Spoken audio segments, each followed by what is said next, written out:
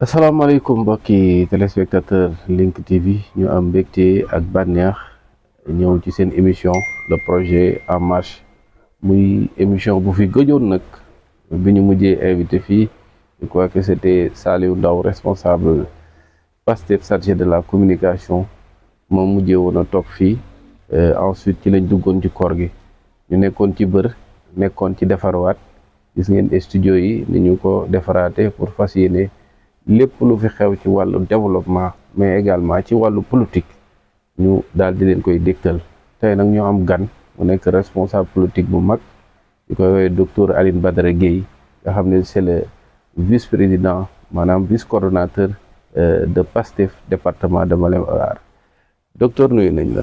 ñu ngi lay fay daam di lu nuyu bu baax a baax di également nuyu suñu téléspectateurs yëpp. vraiment di kontaan lool tey ci ñëw ci émission.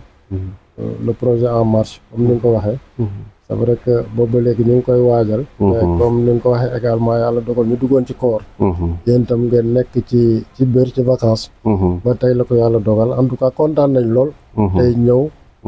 partager waxtaan. ak téléspectateurs yu Link TV. vraiment di la nuyu bu baax di la nuyu également toute l'équipe.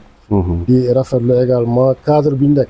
parce que macha allah c'est un cadre très agréable. boo xam ne neex naa waxtaane loolu daal dañuy dugal ci nuyoo en attendant. merci docteur merci docteur comme ni mu ko fàttalee rek yàgg nañ ko soxla mais xat-xat yi et tout comme nii la ko yàlla dogalee aussi dañ koy nangoo noonu docteur dañuy dugg ci waxtaan bi rek boo ñu doon wax docteur Gueye kan mooy docteur Gueye lan nga ñuy wax. voilà man maa ngi tudd Alioune Badara Gueye nekk ingénieur des travaux d'élevage et des productions animales. nekk inspecteur départemental bu élevage bu Malem Hodar. vraiment am jaar-jaar bu xaw a bari nag ci Sénégal. parce que souvent ni ma koy waxee man yàlla dogal na zone agroécologique yu Sénégal yëpp def naa ko parce que bi ma génnee école déjà xaw na yàgg tuuti. génn rek ñu affecté ma Kolda. ma dem Kolda def fa ñaari at ñu affecté ma Sédhiou. Sédhiou également ma def fa ñaari at ñu jële ma Sédhiou yóbbu ma Ndar. Ndar def naa fa presque lu bëgg a mat juróomi at. def Dagana également jóge Dagana dem Bambey. jóge Bambey so ñëw Malem Hodar jóge waat Malem Hodar dem Vélingara. souvent sama collègue yi loolu laa leen di tooñee man leen tey man boo jëloon ministère élevage. ñu fa gën a affecté man ci laa bokk. mais nag sa demu kii boobu bëri woon na coow de. waaw demu Vélingara waaw bëri woon na coow de docteur. waaw demu Vélingara bi lu tax mu bëri woon coow mooy boobu yàlla dafa dogal. en 2016. waaw. xëy na dinaa la nettali toute histoire en 2016 boobu man maa ngi Malem Hodar. yàlla dogal suñu forage bi amoon jafe-jafe. ba l'actuel maire tey dinaa tudd turam. Babacar Yama waaw vraiment amoon ci jafe-jafe lool. ñu def ci waxtaan bu rëy. monsieur le préfet bi fi nekkoon Guèye. jël forage bi def commission ad hoc. teg ko sama loxo. pour ma jubbanti forage bi.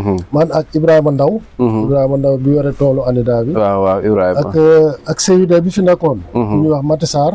ak Mody Niang. ñu jël forage bi teg ko suñu loxo pour ñu jubbanti. yàlla dogal vraiment ñu def liggéey bu am solo ci ñetti weer. ñu jubbanti forage bi. delloo si waat une partie du courant. jël forage bi pompe bi jële ko ci forage bi yóbbu ko ci forage bu mag bi. pour que dëkk yëpp di am ndox. parce que forage Malem moo doon servir même bu Goudié. servir Texe. dëkk yooyu amutoon ndox. vraiment ñu def fi liggéey boobu ci ñetti weer daanaka ñu réaliser fi loo xam ni. forage bi yàgg na te kenn mësu ko réaliser. effectivement li ñu waraloon loolu nag mooy. bu ñu ñëwee dañuy def un recensement de tous les compteurs yi nga xam ni ñoom la Malem di jox ndox. bu ñu ko recensé mu nekk ci 972 compteurs. 972 bi ñu xoolee. li ciy fay ndox matul 50%. li ci doon fay ndox. matul 50% loolu moo taxoon forage Malem am jafe-jafe. ñu ni woon nag préfet boo ko tegee suñu loxo. ku fayul dañ lay coupé. coupé fi nag ay responsable yu mag a mag a mag ñii fanweeri junni lañ yore ñii fukki junni ak juróom-benn ñii fukki junni ak juróom-ñeent ñu coupé leen ñoom ñëpp jël seen compteur. bu ñu fayaatee ñu delloo gis nga ci ñetti weer def nañ fi bénéfice presque lu mat 1,435,000. ñu ma ko doon liggéey ndool ñu ngi fi di ma dégg. après loolu weesu ñu ñëw fi nag. coow bu rëy bi. mooy coow Pastef. mooy yàlla dogal na man ci ñu njëkk recevoir Ousmane Sonko Pastef fii ci laa bokk. man ak Mbaba Thiam ak Daouda Thiam ak ku nekkoon poste ku ñuy wax Ka bu mu ñëw fi en 2017 je me rappelle c'était le 26 juillet ñu recevoir ko fële ci tëli poste bi jógee foofu ànd ak moom ci ruq manga bi après rek coow li jug Pastef la àndal temps yoo xam nga politiciens yi l'ancien président du conseil départemental ak ñeneen ñu ni daal ñoom comme man Pastef laa nekk dinañ la fi jële man dama jël conseil tukki ñu woo ma téléphone ni ma affecté nañu bon ci coow politique boobu laa fi jógee ba bi yàlla dogalee Pastef dellu si ak jàppale honorable El Hadj Diop vraiment on a récrit au président Sonko loolu moo ma indiwaat ma la te nii la ñu ko waxee woon yow nay Pastef ku ci dugg dina métti de te vraiment gisoon nañ ni métti na li ma nekk si àll bi yëpp tam terewul maa ngi doon participer ci activité politique yi département Malem Hodar vraiment ci tënk daal loolu laay en tout cas wax ci sama bopp vraiment doon également comme ni ma ko waxee ingénieur travaux d'élevage et des productions animales di yëngatu lépp lu jëm ci wàllu sàmm nag boo ko waxee dafa commencé ca wér-gi-yaram nga ba ca au plat du consommateur maanaam ba ca consommateur bi fu muy toogee tim palaatam di ko lekk processus bi yëpp en tout cas ñun waa élevage ñoo ci nekk effectivement ci tënk daal loolu laay présenté sama bopp xëy na xaw na guddi tuuti sax mais noonu la demee baax na ci ndax téléspectateurs yi gën la xam parce que bëri na ñu lay dégg inspecteur Guèye léegi ñu lay féliciter docteur nga léegi nii am na grade beneen bu jàll ñuy ñaan yeneen ak yeneen topp ci mais day baax souvent téléspectateurs yi di leen gën a xam seen parcours xam yéenay ñan moo tax saa bu ñu commencé émission rek côté boobu la ñuy njëkkee parce que politique moom lépp ci développement la mais dafa am lu koy laytaay dafa am loo xam ne moo koy boot gis nañ ne sa dem bëri woon na coow ci sa biir liggéey aussi nga gën ñu expliquer comme ni nga ko waxee rek lan mooy sa taxawaay ci wàllu élevage sa intervention yi ci yan ak yan nga koy accès au niveau de l'élevage.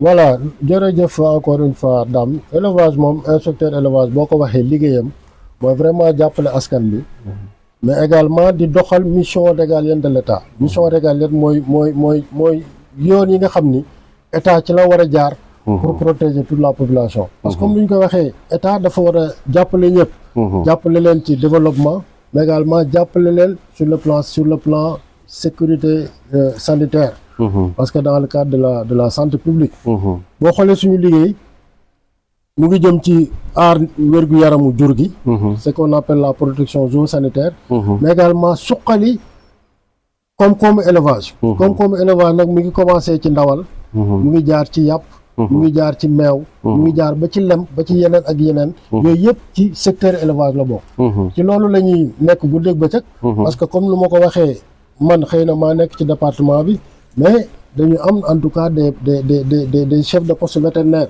yoo xam ne ñu ngi dans les différentes communes malheureusement département Malem waroon nañu am 7 postes vétérinaires mais gis nga ñett lañ fi am ñoo xam ne ñoo may jàppale ci liggéey bi kenn ki ñu leen ni nuyu ñoom ñëpp au passage di en tout cas rafetlu seen liggéey muy le chef de poste vétérinaire de Dianké ñu koy wax Boubacar Balde le chef de poste vétérinaire de Ndioumguent ñu koy wax Cheikh Ahmed Tidiane Kébé ak le chef de poste vétérinaire de Darou Minam ñu koy wax Mansour Diagne ñooñu daal vraiment ñoo may jàppale ci liggéey bi pour comme ni ma la waxee jur gi am wér-gi-yaram bu jur gi amee wér-gi-yaram li ñuy xaar ci jur gi ñu mën ko génne li ñuy xaar ci jur gi c'est les productions animales mooy ndawal bari mooy yàpp bari jur gi mën a bari mais également nit ñi mën koo jëfandikoo te du am benn loraange effectivement loolu la ñuy tuddee la santé la protection de la santé publique parce que bu fekkee nit ñi li ñuy lekk saytu wuñ ko ba nit ñi mën koo lekk mën na indi ay jafe-jafe effectivement d'autant plus que léegi yaa ngi gis de plus en plus on parle de One Health mooy benn wér-gi-yaram yoo xam ne nit ñi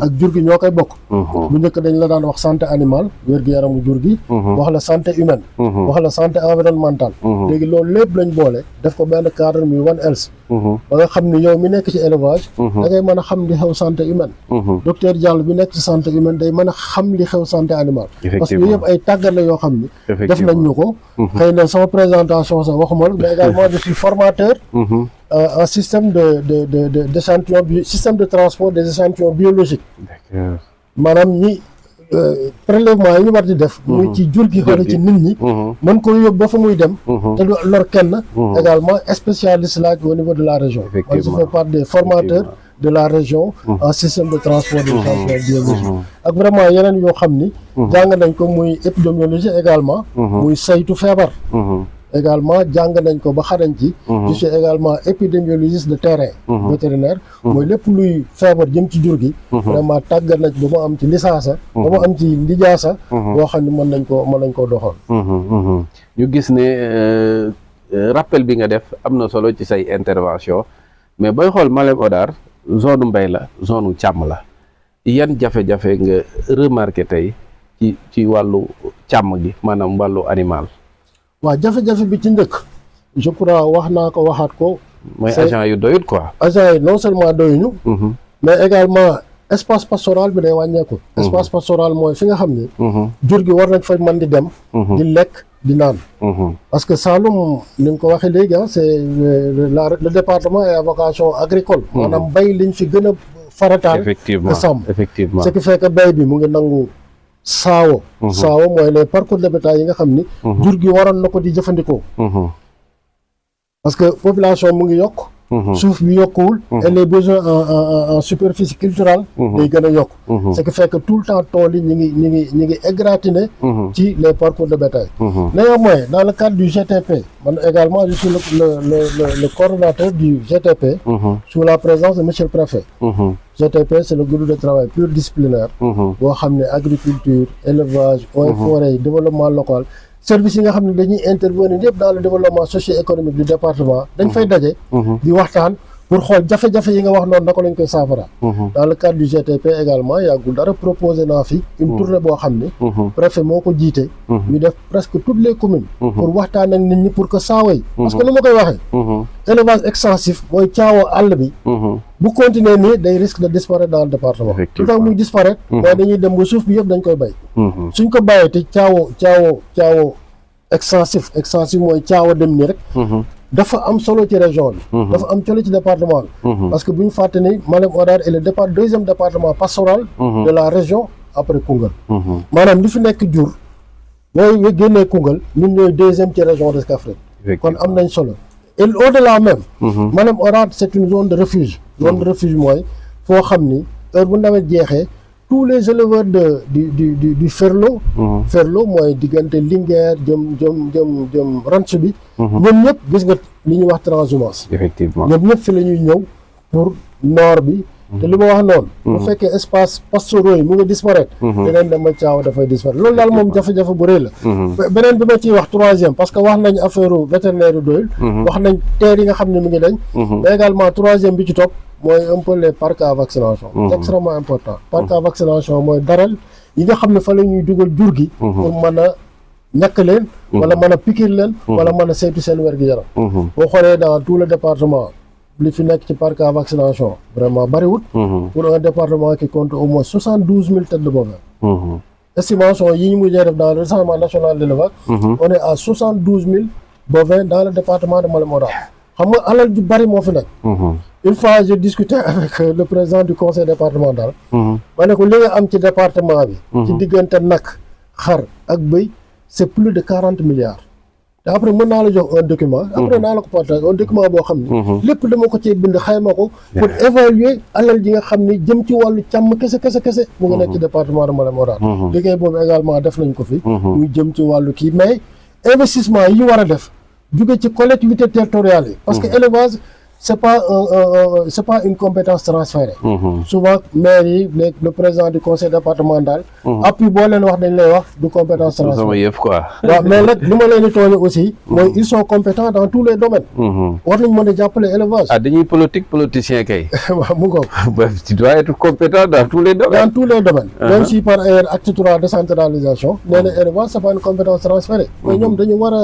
intervenir par la construction des parcs à vaccination mën nañ ko saye dans leur budget mais également par le balisage des couloirs de passage et des zones de pâturage mooy fi saawoy jaar ñu baliser ko maanaam marqué ko ba kii ñëw di bay Dame Diouf mi bu ñëwee di bay xam ni fii kat def nañ fi lii mooy wane ni fii élevage ko moom les zones de parcours également ñu baliser ko ba ku ñëw xam ni fii kenn waru fee bay fii sàmm moo ko moom loolu wax nañ ci waxaat ci mais comme nu ñu koy waxee léeg-léeg ñoom ñu baal ma de mais lépp lu dul politique pure et dure. xëy na ñoom duñ ci loolu dëgg la peut-être avec l'acte 4 de la décentralisation nga xam ne dañuy gën a renforcer compétence su collectivités locales yi peut-être côté boobu aussi mën na am changement bala ñuy jeexal côté boobu rek côté professionnel côté sa liggéey dañuy lay laalaat beneen problème boo xam ne am na ñu ko soulever mooy problème mu kii bureau yi nekk au niveau de Sagna defe naa am na ñu fa tabax yu fa service élevage tabax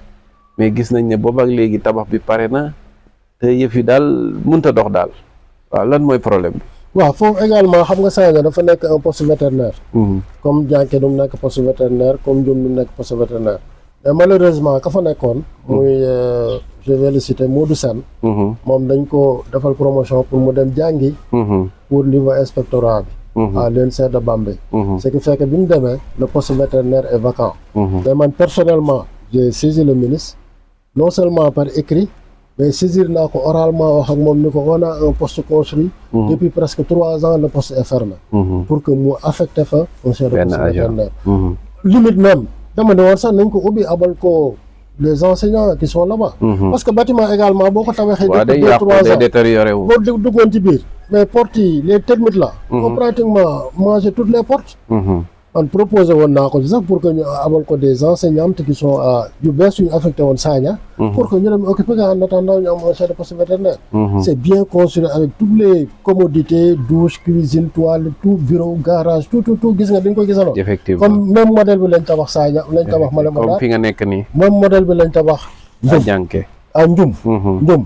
même modèle boobu la ñuy tabax Ndioum même modèle boobu lañ bëgg a tabax Darou Minam mais le problème de Darou Minam c'est l'occasion également me profiter de la télé lancer un appel au maire de Darou Minam Dame Lo que Darou Minam ministère bëgg na fa tabax un poste vétérinaire à l'image de tous les postes vétérinaires du département mais problème mu suuf la ñu am problème mu délibération c'est vrai que le poste vétérinaire mu ngi ko occupé de en tout cas un terrain à côté des eaux et forêts mais terrain boobu tant que amuñu une note d'affectation le ministère du ko tabax wala moom à la limite mu defal ñu une délibération comme ni ko Dianké defee ni ko Ndioum defee ni ko yeneen communes yëpp defee pour que ñu am suuf boo xam ne élevage moo koy moom de préférence 1 hectare la war a doon 100/100 pour que ñu mën a faa tabax un poste vétérinaire am nañ délibération à Dianké je crois c'est sur la route de Kaffrine préfet demoon na même ba ñu visiter le site pour construire le poste vétérinaire en tout cas Sagna daal loolu moo ci jafe-jafe bi mooy amuñu pour le moment un poste vétérinaire un chef de poste vétérinaire pour que mu mën a occuper les locaux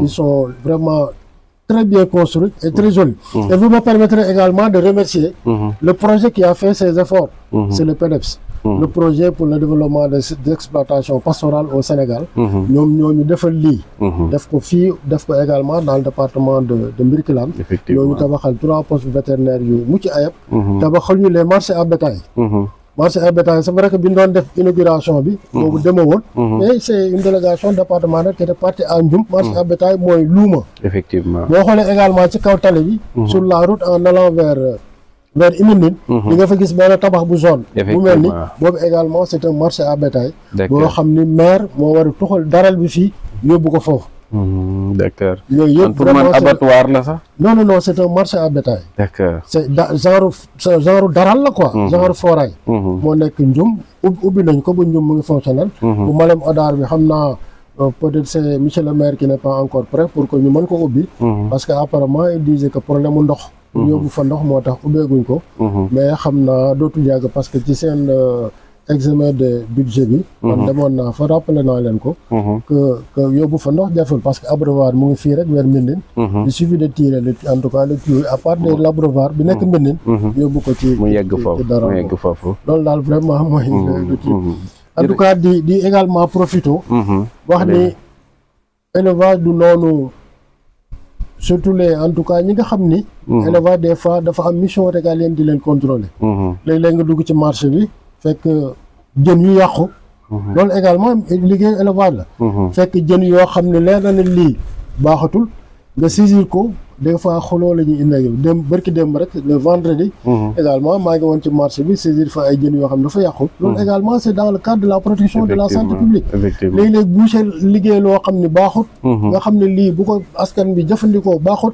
ñu jël ko sànni mais également di demander aux populations en tout cas du département que ñu gën a jàppale élevage parce que élevage mënul nekk fépp il faut que nit ñi di leen jàppale mooy lépp lu ñu gis ci dëkk yi gis ko ci gox yi gis ko ci koñ yi vraiment les numéros de l'élevage mën nañ wootee su ko defee liggéey bi ñu ci war a def ñu def ko te duñ ci wax kenn ni diw moo wax lii wala diw moo wax lii wala diw moo wax lii parce que li ñuy déplorer léegi-léeg mooy da ngay gis ku yor juróom mu feebar yóbbu ko vétérinaire day dem ci marché jënd garab pikiir ba muy bëgg a dee mu woo boucher jox ko mu rey population bi lekk wala mu jël ko yóbbu ko beneen dëkk jox ko beneen boucher kooku rey ko transféré ko foofu te avec le problème de la résistance aux antimicrobiens maanaam garab yooyu bu ñu koy lekk par tuuti dinañ dem bu ñun bu ñu feebaree du ñu faju parce que indi résistance ce qu'on appelle la rame yooyu yëpp xëy na yeneen émission dinañ fi dellu si gën koo mën a faram-fàccee am na solo docteur am na solo parce que li ngay faram-fàccee yi ci affaire consommateur la gën a ëpp solo te ñun am nañ ci benn émission boo xam ne c'est le rendez-vous de Dame ñu di ko nuyu au passage chaque mardi day am incha allah dinañ ñëw jagleel la uniquement numéro bu jëm ci yooyu yañ lañ war a lekk yañ lañ warta lekk nga xam ne sax population bi dañ lay dimbaliwaale ci signalement bi parce que booy liggéeyal askan wi quand même askan wi boo defee sa liggéey waruñ la ŋàññ bu fekkee xam nañ njariñ li mais def sa liggéey ñu lay ŋàññ vraiment loolu aussi nit ñi dañuy topp seen intérêt personnel te conséquences yi duñ ko xam moo tax dañ lay jaajëfal côté boobu di la yokk courage aussi xam ne population bi aussi dañuy xam ne la plupart mooy yow gi demeegul noonu moo tax le plus souvent ñi am ay jafe-jafe par rapport ak sensibilisation di la ñaanal plein succès di la wax ne aussi Link TV mu ngi fi nekk fi pour le développement de Malem Hodar su ngeen ñu soxlaa rek incha allah même bu dee intervention sax ñu ànd ak yéen sur le terrain wone carrément lii moo baax lii moo baaxul jàpp ci liggéey bi dañuy dugg ci deuxième phase bi rek bala ñuy jàll aussi ñu fàttali ne ne yéen a ngi ci Link TV seen émission le projet en marche tey ñu am gan docteur Aline Gueye nga xam ne moo nekk service élevage de Malem Hodar moom la ñuy recevoir tey jii dañuy dugg ci deuxième partie bi rek mooy ci wàllu politique docteur lan mooy indi sa engagement ci politique. voilà jërëjëf Dame boo ma laajee loolu man dinaa ci sawar tontu bu baax a baax parce que en fait politique manaa la wax ni pour vraiment jàppale askan bi moo ñu dugal ci politique. mais li ñu ci dugal dëgg. xëy na bu ñu waxee dëgg xëy na mer la. lu mu doon a mer mooy comme lu ma la waxee man dama am chance su def Saint-Louis mais également def UGB. parce que def naa fa 2e année en droit. xam tey ñu bari les responsables de Pastef. bari xam naa leen UGB. lu ma lay wax ni day c'était en 95-96. def naa fa première année droit ba war a jàll 2e année après pour des raisons administratives ñu jëlee ma foofu yóbbu ma feneen. bu ñu demee ba le pro war a ñëw Malem Hodar vraiment am ku ma woo. ni ma le président Ousmane Sonko day ñëw Malem Hodar bon temps yooyu bariwul comme nit ñi. waaw dañu bëggoon ku ko fa dalal rek ku ko fa nangam. bon man leen amul problème boobu man je m'intéressais pas du tout à la politique. te comme li ma la wax noonu lañ ko recevoir ànd ak moom fii ci Ruqumanga bi. fii lal dari noonu. mu tenir son meeting Baba Thiam était là-bas Daouda Thiam était là-bas. après comme li ma la wax bon man pare naa ci pour man c'est fini. mais après pour des raisons politiques nit ñi topp di la xeex ba yenn responsable yi yenn maires yi session du conseil départemental nii la dinañ la génne Malem Hodar pour des raisons politiques man wax nañ ma ko en réunion tout le monde était là-bas un maire m'a dit que dinañ la génne Malem Hodar parce que fii Malem ku àndul ak ñun ñu jëlee la fii ma ne ko ah bon pourquoi loolu mun ma parce que dégg nañ te li may wax noonu boobu j'étais pas dans ça. bon moo tax bi ma la wax noonu dama jël congé au mois de septembre et dama voyagé woon c'est on m'appelle pour me dire que tu es affecté. et affectation boobu normalement les zones d'intervention du projet PASA. concerné wu leen woon. c'est de la région de Kaffrine. donc j'étais le seul bu ñu jëlee dans la région de Kaffrine affecté ma. tous les autres départementaux étaient là. quand j'ai appelé l'autorité bon elle me dit que c'est pour te protéger par rapport à quoi loolu moom mu yóbbu Vélingara bu ma demee Vélingara également j'ai dit que mais avant loolu sax man je voulais partir avec ma famille mais ñu ne ma non bàyyi fi sa famille parce que boo demee loolu day mel ni ñu la doon wax ne dañ la fiy jële dañuy am raison loolu moo indi ma tabax fi kër bàyyi fi sama famille loolu kese moo tax ma tabax fi kër bàyyi fi sama famille pour wan leen ni fii c'est un Sénégal, le département Malem Hodar Sénégal la. Effectivement. Le Sénégalais est libre d'habiter où il veut. Effectivement. ñoom ñooy décider fan laay dëkk wala fa ma dul dëkk wala nagam. loolu moo indi ma tabax fi kër bàyyi fi sama famille di dem Vélingara di ñëw di dem Vélingara pratiquement chaque mois je viens.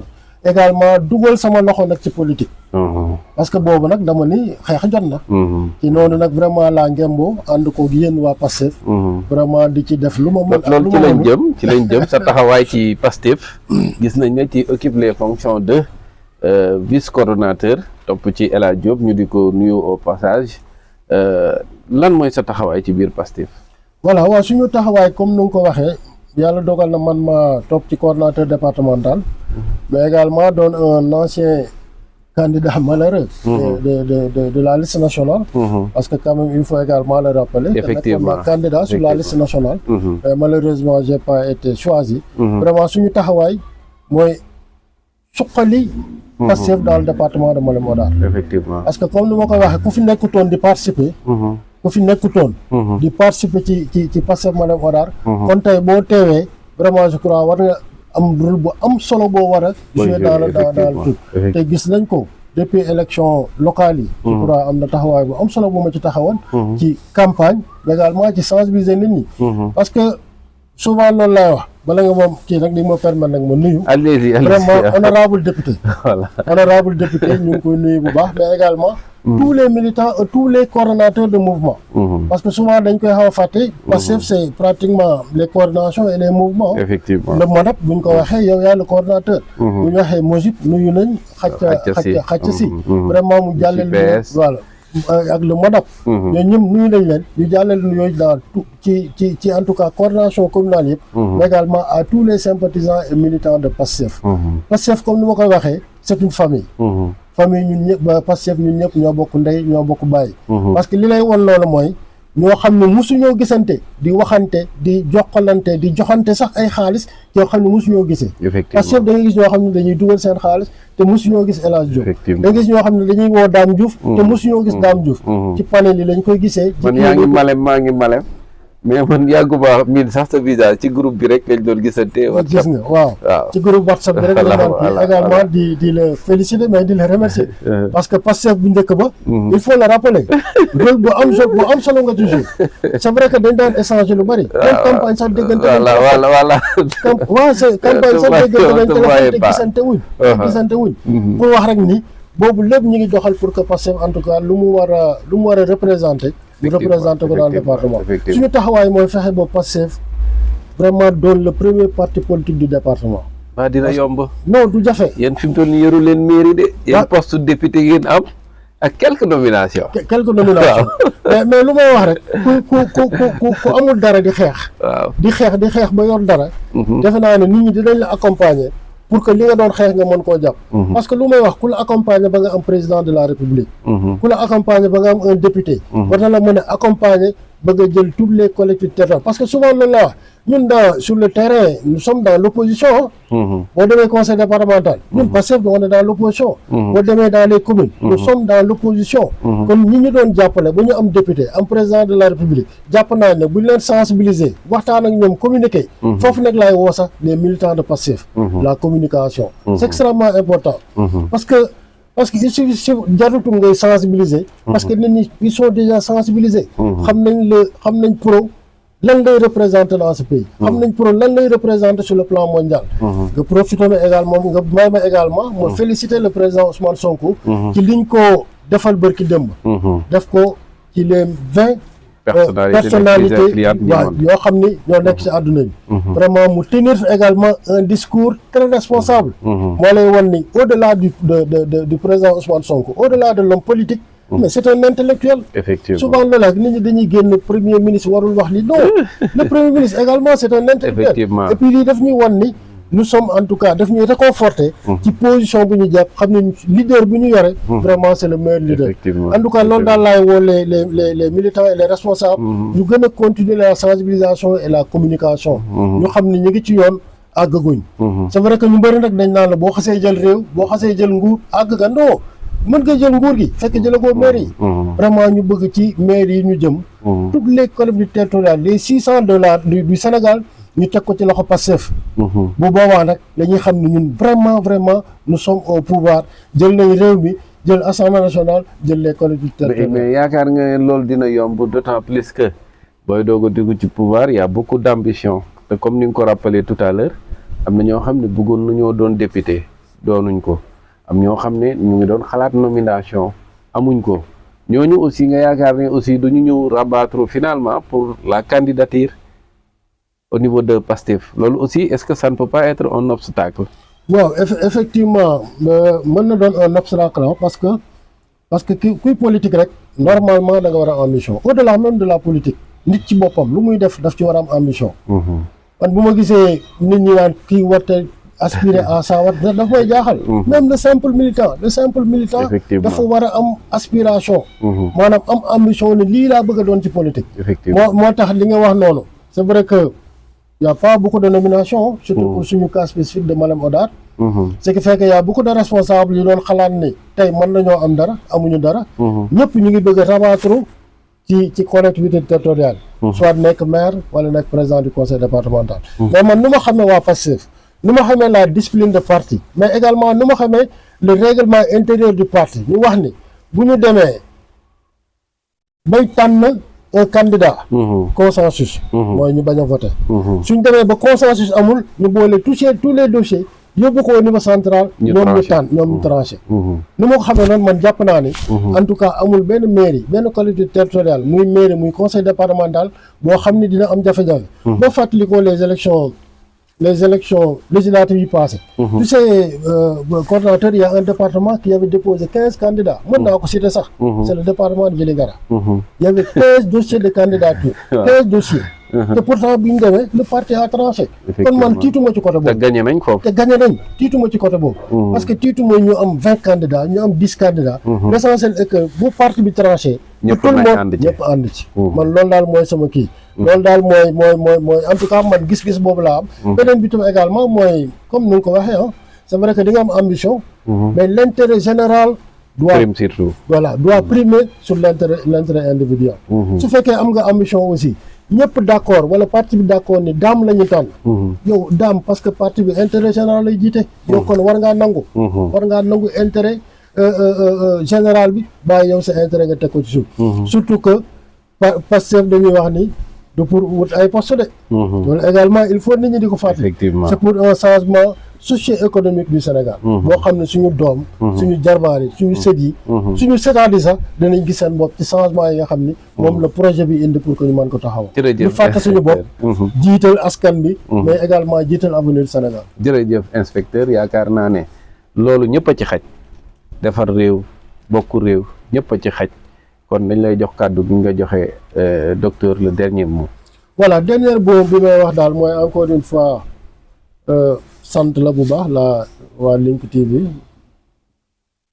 mais également sant la en tant que coordonnateur du MOREP parce que gis nañ ni yaa ngi liggéey bu am solo yàggul dara rek gis naa en tout cas dans les publications ngeen am liggéey bu am solo bu ngeen defoon je crois c'était à Thiès. À Thiès, oui. Mais également nuyu tous les responsables de Pastef que ce soit les responsables communaux les responsables départementaux à travers la coordination départementale, mais également les responsables régionaux, parce qu'il y a également les directeurs régionaux de Pastef. Dirigé par Samba Dang. Voilà, dirigé par Honorable. Donc aussi, il y a une responsabilité. Voilà, je suis le chargé de communication.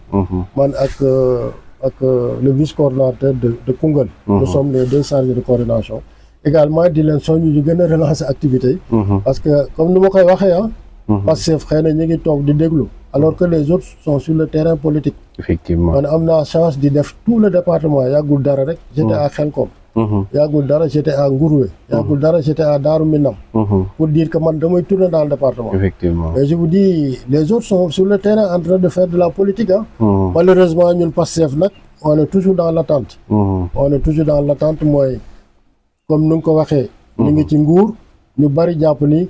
mooy ci nguur la war a jóge. Effectivement mais lu may wax bu ñu fàttalikoo on a qu'un seul pratiquement un seul député. qui n'est pas en mesure de supporter toutes les charges de la politique du département. mënu ko mënta ne ñi fi am ndomba tànk également. mënuñu ko. kon il faut ñun ñu delloo buum ca boy gay ba boy ba mooy. lañ doon def depuis 2017. di ko def depuis 2000 kii vraiment mu jox ñu résultat ñu ban ko bàyyi. effectivement mooy continuer di booloo au niveau de la base. du dugal suñu dërëm ak suñu ñaari dërëm. ba li nga xam ne moom lañ bëgg au niveau des communes. ñu mën ko am. vraiment encore une fois di soññu ñëpp dans la sensibilisation.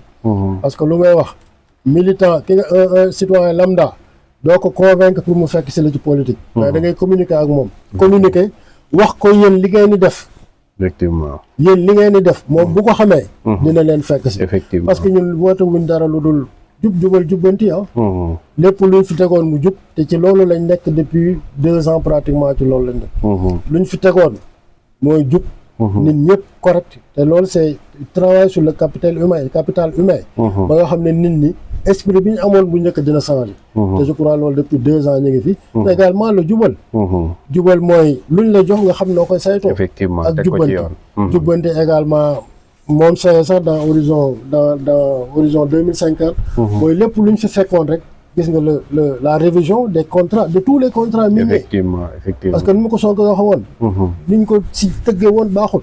c'est dans le cadre du jubbanti la jëlaat yëpp vraiment ñu réviser ko pour xool naka la ci askan bi di gis seen bopp. encore une fois di la sant bu baax di la gërëm. di wax ne nag am naa yéene dellusiwaat ay yeneen yoon. incha allah parce que c'est important kër gi sa kër la. voilà moo ko wax yaakaar naa ne lii daje bu njëkk la woon ñu amoon plaisir doon ko recevoir. xëy na nii la ko yàlla bëggee woon parce que depuis longtemps vraiment bëggoon nañ parce que bëri woon na ñuy laaj kan mooy Aline Badara Gueye te tey ñu bëri bu émission bi jàllee dinañ la gën a xam gën la mën a jàppale sa liggéey kon mbokki téléspectateurs yi fii la ñuy tàggatoo ak yéen di leen jox rendez-vous ba dimanche incha allah ak beneen émission le projet en marche jaa ngeen jëf.